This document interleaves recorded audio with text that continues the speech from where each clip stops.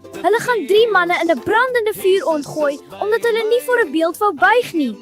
Maar toe gebeur iets wat niemand kon glo. Hallo maatjies, welkom terug by ons Kids Bible Story kanaal. Vandag het ek vir julle 'n wow storie uit die Bybel. Het julle al ooit gevoel iemand probeer jou dwing om iets verkeerd te doen? Wel, vandag gaan ons hoor van 3 vriende wat geweier het om te buig, selfs toe hulle lewe in gevaar was.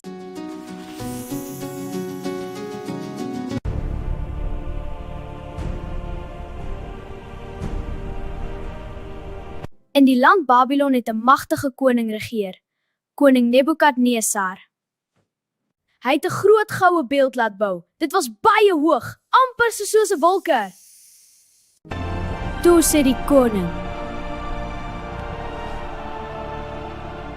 Wanneer jullie die muziek horen, moet allemaal buig en die beeld aanbid.